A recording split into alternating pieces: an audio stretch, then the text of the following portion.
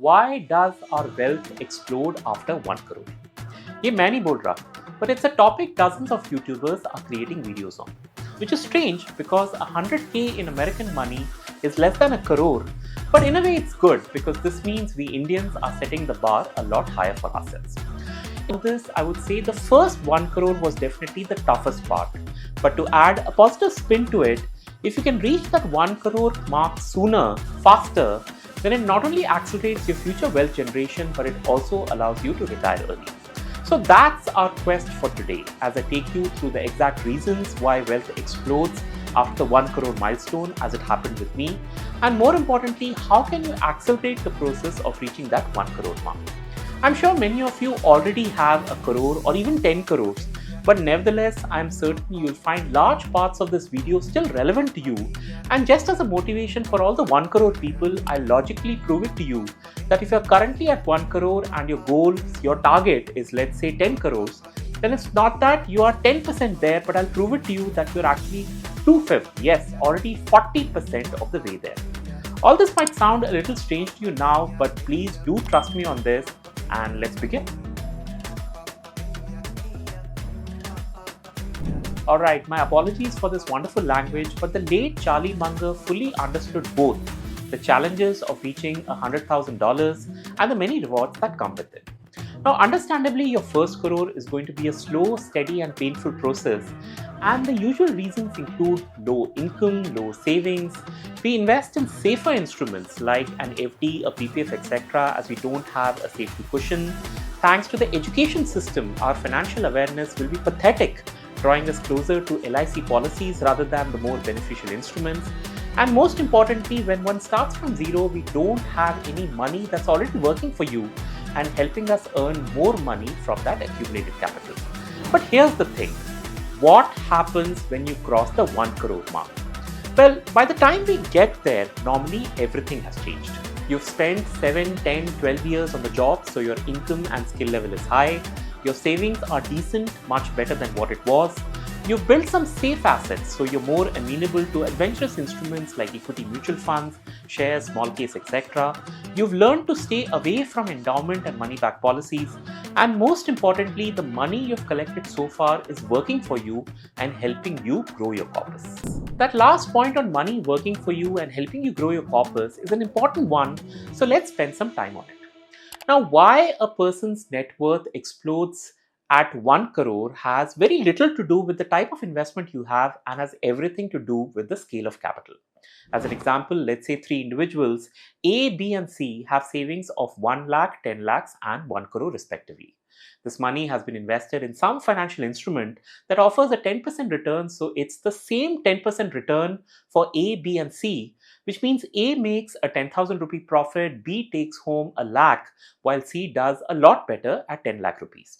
So although the profits are significantly different, the product, the risk, the percentage returns are exactly the same, highlighting the importance of the size of your investment and therefore the rate at which your absolute wealth grows.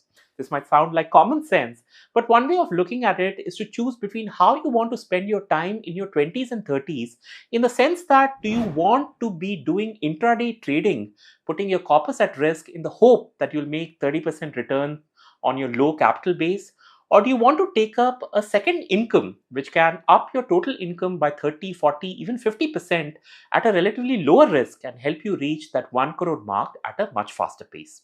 I'm not hinting at anything. Or maybe I am, but these are important choices to make. And while I didn't have that foresight when I was young, I'm hopeful you'll do a lot better than me. The second element, and I'm sure you've already anticipated this, is the compounding bit. There's a quote by Benjamin Franklin that's being thrown around a bit that says, "Money makes money, and the money that money makes money." Frankly, and I'm not making fun of Mr. Benjamin, but frankly, this is difficult to explain without numbers, so here we go. Now, our first objective is to reach a corpus of 1 crore, and there are many ways of going about this. For example, you can put in 10,000 rupees in one shot, and assuming it grows by 12%, you'll have your crore in the next 61 years. Likewise, you can invest 5 lakhs and reach that crore number in the next 26 years, or feel free to use any of the combinations in this table here, or build your own using calculators that are freely available on the internet. Of course, a more practical way to go about this is via SIPs, and a 10,000 rupee monthly injection will get you there in 20 years. A 30,000 SIP will take a little over 12 years, while a 75,000 rupee systematic investment will reach its target in 7 years and 1 month. Actually, let's examine this in the context of a wealth creation journey using a 30,000 rupee monthly SIP. So the first crore would take us 12 years and 3 months, which is understandable as we are starting from a zero base. I'm sure all of us expect the second crore to be a lot faster, and as expected, it takes us only 4 years and 9 months to get there. The third crore happens even faster in just 3 years, and as you can see here, within 20 years, we are sitting pretty with a corpus of 3 crores. So visually, this is like a snowball rolling down the hill, a ball that is gathering speed and is growing in size as the years go by. And before you know it, we are at our target of 10 crores, having taken 29 years and 5 months to get there. We did this by investing just 30,000 rupees every month, which is interesting because 29 years and something comes to an actual investment of just 1.06 crores, which means the remaining 8.9 crores is simply money making money, or compounding as you and I call it. Of that. Again, same example, and the first crore happened at 12 years and 3 months, which when divided by 29 years and 5 months comes to 41%, which means achieving that first crore opens the doorway to achieving a lot more wealth, and as a bonus, you'll also achieve it a lot faster. In that same context, if you're interested in getting to the 10 crore number even faster, then do explore using a step-up option wherein you can increase your monthly SIP every year in line with the 8, 10, 12% salary hike that you generally expect. So in our example, if I were to commit an additional 5,000 every year, so year 1 is 30k, year 2 is 35k, year 3 is 40k, and so on, then the 10 crore goal can be achieved a lot sooner in 23 years and 9 months, which honestly for people in the 20s and even 30s can be like a side project with the money compounding away as you carry on with the rest of your life. Use some structure to it. How can we reach our 1 crore target faster?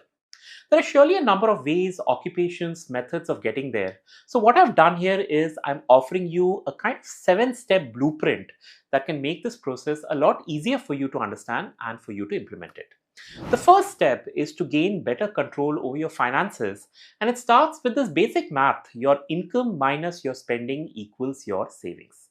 If you can reduce or streamline your spending, like being a little moderate with your eating out, Starbucks, taking the metro instead of the taxi, etc., every rupee you save goes into the savings column, which can then be invested.